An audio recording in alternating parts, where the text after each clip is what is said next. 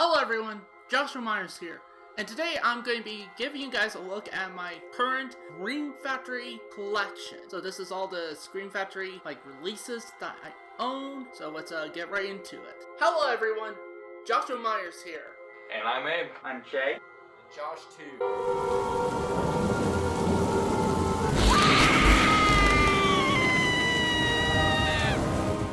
The list I got these in, I'm going to show you is from newest to oldest in terms of when the films were released in theater, not necessarily when the films were released through Scream Factory. Also too, I mostly got Blu-rays, but I also got some DVDs here. Okay, so the first one I got for you is Rob Zombie's Halloween. This actually came with the 15-disc box set. I got rid of most of it. Not all of it, just some of it. Just only the ones I know I couldn't really get rid of. The only one I didn't know I couldn't get rid of was Halloween Resurrection in terms of... But then again, that's not a great movie. I don't need the special features for that or anything, so... but unfortunately, they got rid of Rob Zombie's Halloween 2, which included the bonus discs, which include extra features and stuff like that, so... Yeah, that's a big oops. Should have at least kept the bonus features, like the kind of bonus disc. But yeah, Rob Zombie's Halloween, still need to get to review this one. Only films in the series I have yet to review is Halloween 6, which I'll review both cuts in the same review when I get to it. Halloween H2O, and then eventually Halloween Kills and Halloween Ends when they come out in theaters. So, Rob Zombie's Halloween. Now, one of the things I will say about this release is that the special features here are really good, actually. That's one of the few things I could give Rob Zombie credit on, is that his special features on his movies are really good, and really thorough, too. I've actually learned some stuff from Rob Zombie, believe it or not, in terms of how to make a movie. Rob Zombie's Halloween, the first one. The next one is another one of the Halloween films that I kept from the 15-disc box set, and that's Halloween H2O 20 years later. And this is, again, another one I have yet to review, which I will do at some point, maybe during this year or during my 31 Days of Halloween review series. I'll review Halloween H2O, and I'll review Halloween 6, both cuts. And I have seen the special features here. The special features, just like with most Scream Factory releases, are really good here, and are really in depth. Definitely the biggest thing in terms of making horror films I've learned is through Scream Factory releases like this. Next up is a film that I could give my thoughts on, because I have already reviewed this film, although unfortunately I can't necessarily give you my thoughts on this release because I haven't seen much of it yet, and that is Candyman.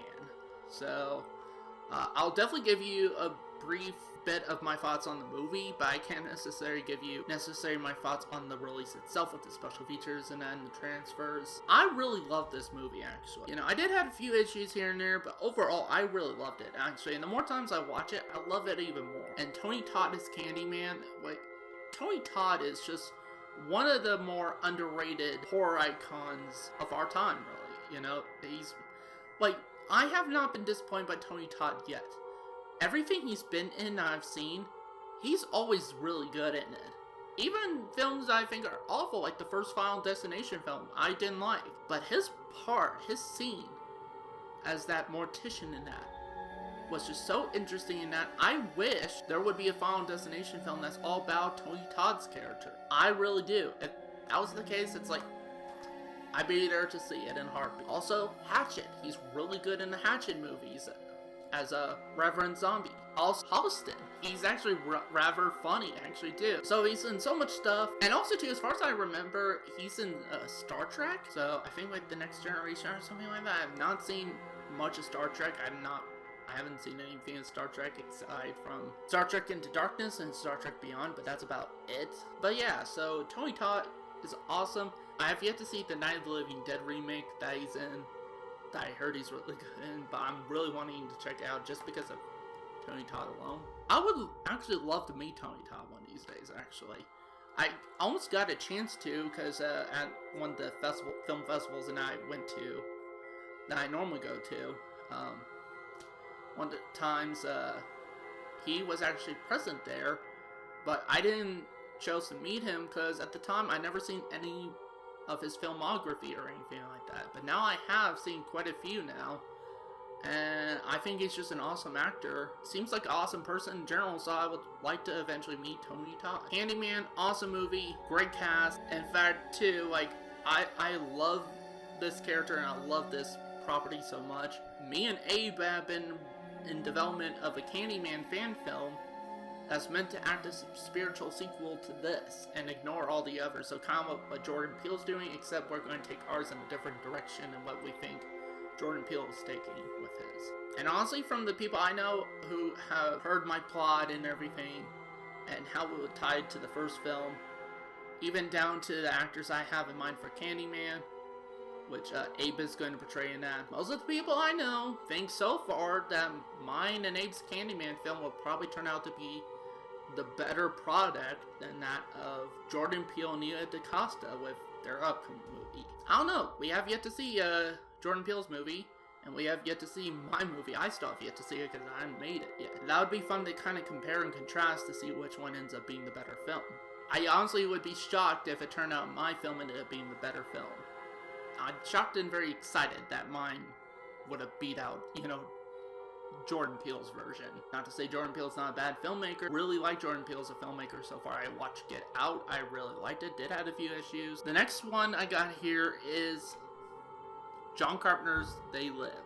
This is another film that I did review on, and I recently re-uploaded my review because it accidentally got deleted. Brief thoughts, I really love this movie. This is, again, just like with Candyman, one of those films that the more times I watch it, the better it gets. And the more I like it. And I did watch this release specifically recently, and I also watched all the special features so I could give you my thoughts on this release. Pretty good transfer, actually. Like, it looks pretty good. The film is still really good. I really love this movie, and again, my second time watching it, and I loved it even more than my first time. Also, I checked out all these special features in that, and they are all really good special features. The only one I have yet to do is check out the audio commentary with director John Carpenter and actor Roddy Piper. Yet to do that, because I normally don't do audio commentaries, but yeah, so overall, fantastic release from Scream Factory. If you're a John Carpenter fan and have seen this movie and love it, I highly recommend you pick up the Scream Factory Collector's Edition of They Live. And this is a DVD version, mind you. And even the DVD version is really good. It's actually cheaper in cost than it is to get the Blu-rays. I highly recommend you guys pick this up if you love this movie. And even if you have not seen They Live, I highly recommend picking up this release and checking the film out. Again, it's only like $10 on DVD, so you wouldn't be losing much if it turned out you don't love this movie or don't like it at all. The next one is, unlike the other ones in here, I really can't give much thoughts on both the release and also the special features, because I have not seen this movie. I have not seen this specific transfer, and I have not seen any of the special features. But I will give credit to the cover art, which I'll mention once I show it. I don't really know much about this movie.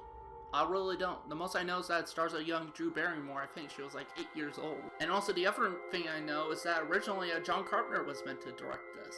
That's all I really know about this film, and that's it. That's really it. And again, I haven't seen any of the special features or anything like that. Haven't seen the movie and haven't seen the specific transfer, so I can't tell you how good quality this is. But I will say, this poster, like this cover art, it's just freaking awesome. I love this cover art. I mean, just look at that. Just look at that. That is poster material right there. And I've seen the original cover art that they had, and I don't really care for it. All it just shows is Drew Barrymore right there behind some flames.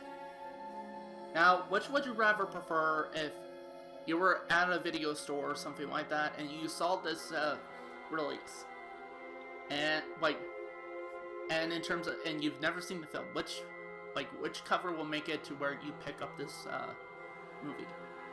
Would it be this, or would it be this much more awesome cover right here? I'd say it'd be this one, because honestly, this cover is so awesome. I really want this poster in my man cave, and I have yet to watch the movie. Whereas, this one, not really. Not a fan. So yeah, Stephen King's Firestarter. Probably review this movie at some point, because I haven't seen it. The next one is one I did review, and unfortunately did not really like the movie. I also have not checked out the special features or anything, so I wouldn't be able to discuss on that, but I will be able to discuss on the movie and even the specific transfer, and that is of Sleepaway Camp. I didn't like this movie whatsoever. There was some stuff that, again, if you want to know my thoughts, I did review this film. Go check it out. Actually, a quick note, I did actually film my review of Sleepaway Camp 2 and 3, so I did watch those finally. Saved my thoughts for those movies once I get them uploaded for the reviews. Did not like this movie. I didn't like, and I really wanted to like it. I really did. I wanted to love it considering the praise it gets from the horror community on the Killer Flicks Facebook group and that. And it just wasn't for me. Now I will say, because this is a new 2K scan of the original camera negative, and it looks really good, actually. The transfer on here is really good. Didn't check out any of the special features, though, so I can't really give my 2 cents on that. But yeah, Sleepaway Camp, I'm only really keeping it because it's Scream Factory, so... The next one I got is a movie that I have seen, and it's actually one I recently got. I actually showcased this in my, February 2021 question update video, so I won't go too much in depth on it because, again, I already showed you guys this one, and that is Psycho 3. Again, in my video, I said I don't really remember much of this film, and I hadn't yet to see the transfer of this film or watch any of the special features, so I can't give my 2 cents on it. But pretty cool cover art, actually. And that's about it. But it didn't cost me much. Again, just like with They Live, cost me about actually just cost me like $4 actually, so pretty inexpensive. So yeah, Psycho 3. More than likely going to review this at some point soon with Josh, because I feel like Josh is wanting to do the Psycho franchise review series with me. So. Because he loves these movies so far. He only seen the second one and he loved that one. So I'm going to have him watch the first one, then watch this one, Psycho 4, and the remake, which would be my first viewing for a remake. So, yeah. Psycho 3. The next one I got here is one that I actually did review. I filmed a review of it recently, last October. It was one of the movies I had meant to upload last year during my 31 Days of Halloween. There's a lot that I did, so a lot of the reviews that was meant to be uploaded during last October are going to be uploaded this October, and this is one of them, and that is Halloween 3, Season of the Witch. Not going to really give my thoughts on the movie until I get my review up, but I could give my thoughts on the special features, and the special features are amazing. Actually, again, Scream Factory has yet to disappoint me with special features, like with the bonus features and that, and also the transfer of this film on the Blu-ray is really good. This is, yet again, came from the 15-disc box set. So yeah, Halloween 3, Season of the Witch, Silver Shamrock. The next one is of a film that I have seen and reviewed as well, but I only watched, me and Josh started to watch this specific release, although I could give you my thoughts on the transfer so far in that, and that is The Howling. And yeah, I really love this movie. I love The Howling. Actually, there's some parts in which I kind of prefer it over American Werewolf in London. I actually do. Sorry about that, folks. My camera kind of shut off on me, so I don't remember where I left off before the camera shut off. So just in case, I'll give you a quick recap of what I got.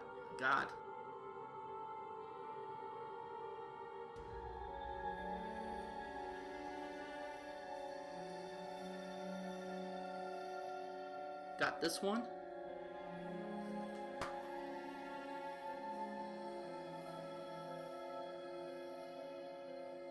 And here is this one, which was the last one I ended off on.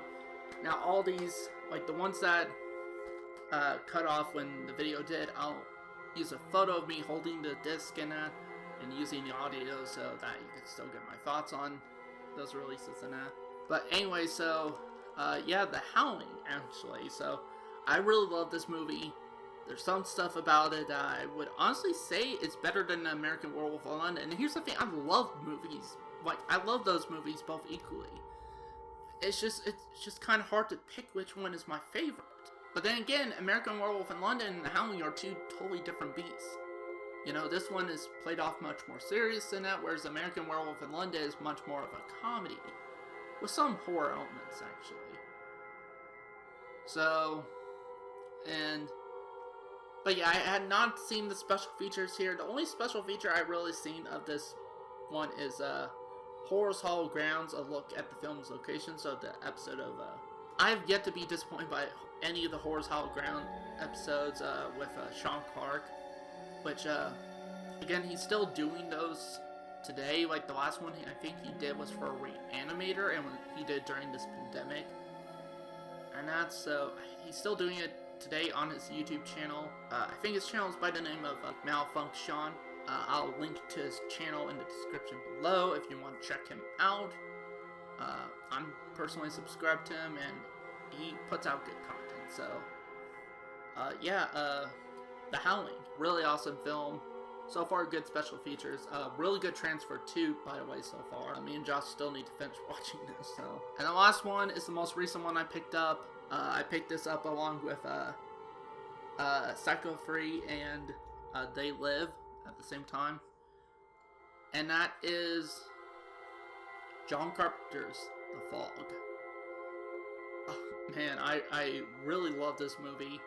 I actually did start to watch, me and Josh did start to watch this movie, but honestly, one of the things we did is start to watch this on here with the audio commentary. We started to watch the audio, like the new audio commentary with actors Adrienne Barbeau, Tom Atkins, and production designer Tommy Lee Wallace. So far it's a really good audio commentary. And then I only seen one other special feature, and that is the Horror's Hollow Grounds episode. And that's really good. That was a really great episode. Me and Josh watched that, and he really loved the episode. Again, really loved this movie. I would so love to try to recreate the style of this film and have like the shots and everything, because it's a beautiful looking movie, and even more so on my new 4K TV. So yeah, but I can't get much thoughts on that. But honestly, this cover, this is one of the few instances I like the newly commissioned artwork over the original artwork. Like with Firestarter, I like the newly commissioned artwork over the original. And the original artwork, well, unlike Firestarter's not bad, I still like the original cover art, which is this. I still love that artwork, but I don't know, something about the newly commissioned artwork just, it feels much more like the film, actually. It has that kind of vibe and style to the film. So, yeah, The Fog. So that's it for my Scream Factory collection video so far. And I intend on getting more Scream Factory releases at some point. But this is just my collection so far. And it's not bad, actually. It's grown since I started collecting. I love Scream Factory. Scream Factory's up there with one of my favorite boutique labels. So, and the only one I've really been able to trust, really. So, yeah. If you have not picked up any of these releases, I highly recommend you do. You can't really get the Howling Blu-ray box set anymore because it's like, it goes for a ridiculous amount of money because it's out of print now. Like, I think it goes for like, the cheapest I've seen it go for is on Amazon for like $500. And the most expensive is like $1,000 or something. So yeah, it's ridiculously costly actually now. But I mean, if you want to pay the $500 for it, by all means do it. If I had that kind of money, I would definitely do that, actually. And if I feel like I could afford to lose that kind of money to something like that. Hopefully Scream Factory does come up with a new Howling Blu-ray box set. Once Howling Ends come out, it will include Howling Kills, like Howling 2018, Howling Kills, and Howling Ends. So hopefully they do that, so yeah, and if they do, I'll pick that up more so. I mean, they still have like the Halloween free one for not much, just by itself for like $14 on Blu-ray, and Halloween 2 for 14 bucks. So you could get those still for relatively inexpensive. But these other ones I got for relatively inexpensive too. So yeah, I highly recommend picking up these releases. Scream Factory is an awesome label company. So that's it for this video. Thank you guys for watching, and see you next time.